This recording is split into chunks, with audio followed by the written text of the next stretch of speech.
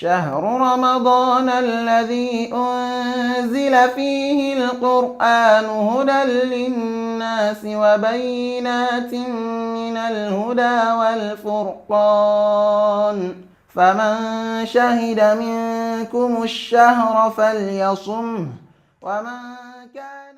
We thank Allah subhanahu wa ta'ala who has given us the opportunity to witness this Ramadan. We beseech Him to guide us, protect us, and not to deny us the blessings, the benefits of the month of Ramadan. Ameen. Yesterday, when we discussed about patriotism, we stopped on the ayah where Allah subhanahu wa ta'ala was talking to Prophet Dawood alayhi salatu wasalam, and Allah enjoined him to be just, that he has been made a leader over the people and that he should be just. Then Allah subhanahu wa ta'ala emphasized that he must not follow self-desire. وَلَا تَتَبِعُوا الْهَوَى. This is a common recurrence in the warnings of Allah subhanahu wa ta'ala, because when you follow self-desire, it debases your reasoning. It becomes low, and you are not able to do things with conscience. Here, we'll continue by looking at Surah Al-Hajj, Ayah 41, Quran 22, Ayah 41, where Allah subhanahu wa ta'ala says, "Ba'udhu billahi minash shaitanir rajim. Allasina imma kanahum fil ard aqamu salata wa atu zakata wa amru bil ma'rufi wa nahaw 'anil munkar walillahi akibatul umur." Allah subhanahu wa ta'ala is talking about leaders, people who when we give authority. He says, those who we establish them in the land will keep up prayer and pay the poor rate, that is zakat, and enjoy good and forbid evil. And with Allah is the end of affairs. Here, Allah subhanahu wa ta'ala is telling us the responsibility of leadership. And this is what brings about patriotism. When the leader sees his office as a responsibility. Seeing office as responsibility is different from seeing it as authority. When you see it as authority, it easily induces arrogance. Arrogance. I am there. I'm not the president. Whatever I say, everyone must obey. They must listen to me. This leadership would induce arrogance. But Allah subhanahu wa ta'ala said, here are people who, when you give them power, when we establish them on land, their target is their responsibility. They will establish salat, zakat, and enjoy good. Some of you will think, what has establishing salat, zakat got to do with management of the affairs of the people? If you know salat, and you stand with salat with its time, the way it's supposed to be observed, patriotism will be easy for you, and you will not exceed your limit. When you talk of zakat, economic management that will bring about patriotism will be very easy, because it is only zakat that emphasizes adequate care of the poor and the needy. It's only zakat that has provision for them, that ensures proper distribution of wealth, so that the downtrodden has provision for himself or herself. And in that way, they will love their country. They'll be ready to serve. They'll be ready to do anything. Allah subhanahu wa ta'ala then says, and enjoying good and forbid evil. This is all about leadership.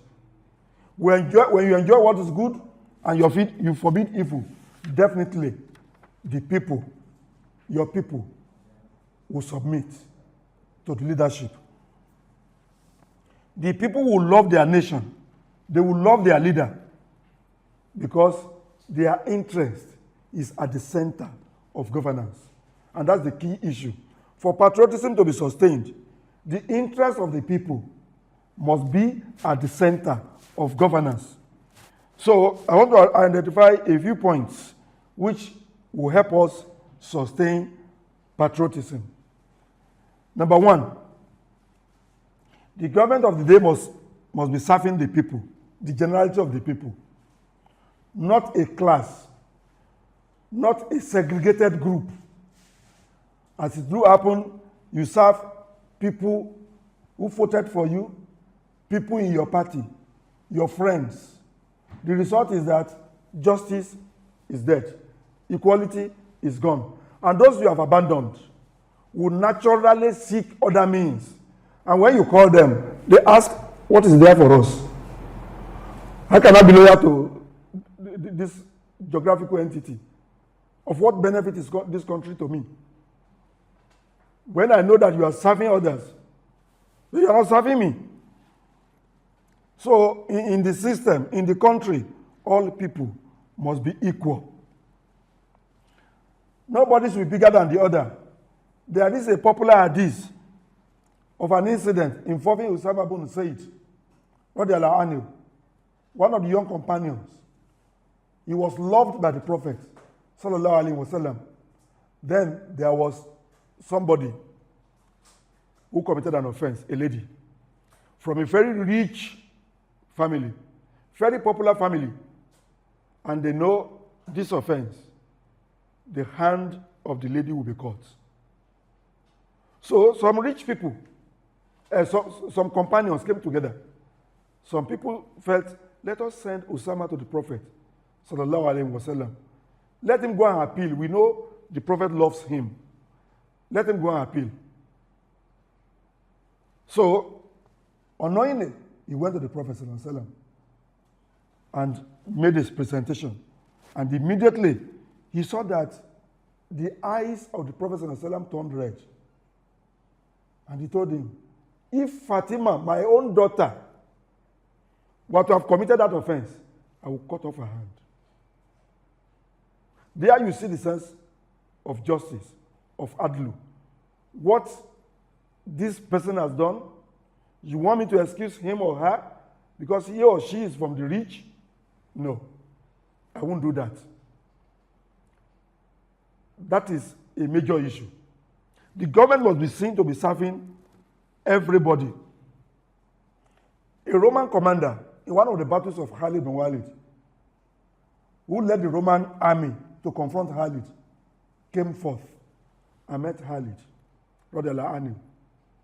He asked him a number of questions about Islam, about Khalid himself.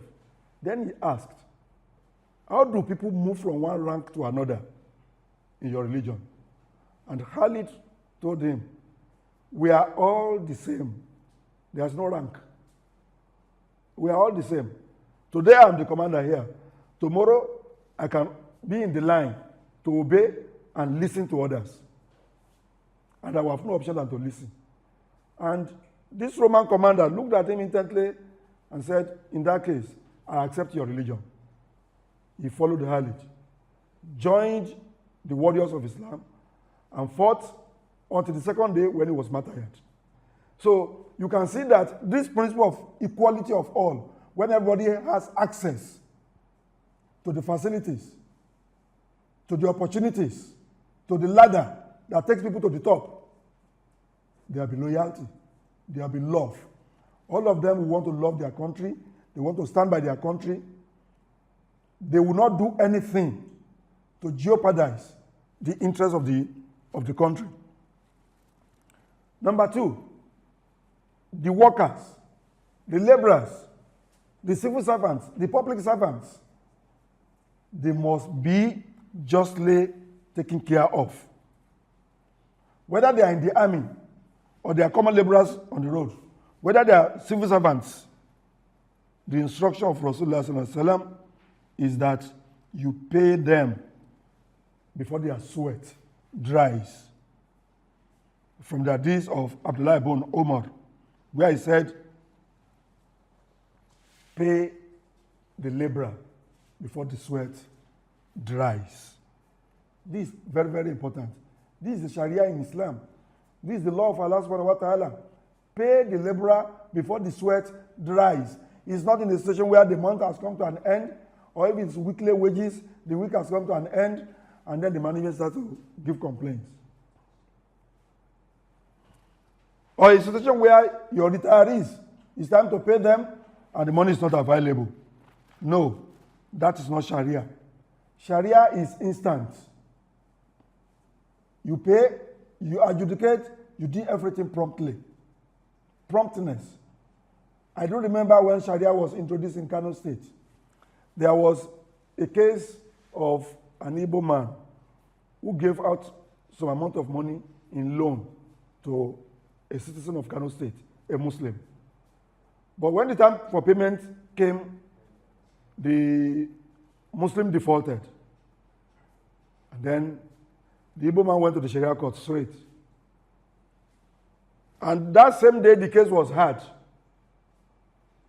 and decided. And the state paid the money. The palace paid, refunded the Igbo man his money, and then gave the Muslim 2 weeks to pay back to the state. Or else, he was going to lose his property. When the Igbo man was asked, why will I go to court instead of Sharia court? He said, no, I prefer Sharia court because it is instant. See, I have gone in, I made my complaint, they have attended to me, they have paid me back my money. If I had gone to the conventional court, the next 1 year, we'll be going to court. I'll be spending the money. Employ lawyer. Do this, do that. Such a situation will make people seek their own form of justice. And patriotism would suffer. So, we have been emphasizing the third factor, which is justice for all. And here, I'll also give a few examples. When Umar was the leader, a Christian Copt from Egypt was offended by the son of the governor. Amr-Al-As was the governor. His son, by name Abdullah, offended the Copt and caned him in the public. The Copt did not report to the father. He traveled from Egypt to Medina. And when he got to the Medina, he asked people, where is the Khalif? And they directed him to the mosque. And when he got to the small hall by the mosque where the Khalif was sitting, he came in and presented himself before the Khalif. He said, what is your problem? Then he narrated how he engaged in horse race with Abdullah, defeated him, and Abdullah was annoyed. And he started caning him. Okay. Umar wrote to Amr-Al-As, you and your son report in Medina immediately. Amr was kind of, Abdullah, what did you do? He said, I did nothing. Only for them to get to Medina and they saw the man. This man has complained so about you. Is it correct? The boy said it's correct. Then Umar took the wipe, gave it to the man. Oh yeah, wipe him to your satisfaction. Wipe him. The son of the governor says, you are the son of nobody. Wipe him to your satisfaction. And then the Copt wiped the boy to his satisfaction. So that the first thing is ask yourself, what gave the Copt the courage to travel all the way from Egypt to Medina? He was sure that he was going to find justice with Umar. He was going to find justice. So he came and he got justice. There's another case with Umar ibn Khattab, radiallahu anhu. A Roman visitor came. They've been hearing about this just leader, a just leader. Then they said that you, as a researcher, go to Medina. Go and research about that man. The man got to Medina and was looking for Umar. They went to Umar's house. He was not there. He went to the mosque. He was not in the mosque. As they were coming out, so somebody asked them, are you looking for the Amirul-Mu'minin? They said, yes. Said, okay, come. He's under that date palm resting. The Roman saw the Muslim head of state sleeping under the date palm all alone. No bodyguard, no security, no retinue of officers. He was sleeping. And so somebody said, don't make noise so that you don't wake him. Don't make noise so that you don't wake him. Then Umar woke up. He looked at his guest and then sat up. The Roman looked at him, oh Umar, because you have been just, because you have been fair to your people, because of justice, you are able to sleep here without any security and without any fear of anybody coming to attack you here. That is what justice brings to the community. That's what it brings to the people. The last point that I'm going to mention here is about emphasizing on public wealth against individual wealth. Public wealth is very, very important, very vital for the survival of the community. Public wealth would enrich everybody, but individual wealth will impoverish the nation. It will bring poverty, and if we are not careful, it will bring general pauperization. Everybody will become pauper. Begging will become popular, and there will be no shame in it. So, when you take care of the public wealth and you let it go around generally the way it's supposed to be, definitely you won't have any problem. Look at the time, under the time of Umar also. It was said that when the Muslims conquered Persia, they brought in a lot of booty. So much that when they brought everything to Medina, when Umar ibn Khattab looked at the booty and saw it, he was shocked and he was shedding tears. The companions moved around him. You are shedding tears. He said, yes. Definitely, our companions who have fought and captured all this, they are trustworthy, they are loyal, they love their nation. If they have chosen to steal this wealth, they will not bring this much to this community. And what was the response? Usman ibn Affan wondered. And the same thing with Ali, radiallahu anhu. They were now talking to Umar. They said, you did not steal. So therefore, they too will not steal. The moment you did not steal, know that your people will not steal. That's to tell you that if you preserve public wealth and you let it go around, people are enjoying it, they see that, oh, our wealth is for us, it's being used for us. Definitely, they will become devoted to their community, they become devoted to their duties, they will serve and they will be loyal, and patriotism will be sustained. Assalamu alaikum wa rahmatullahi wa barakatuh. هذا القرآن يوحدنا لطريق الخير يوجهنا الله تعالى أنزله ورسول الله معلمنا هذا القرآن يوحدنا لطريق الخير يوجهنا الله تعالى أنزله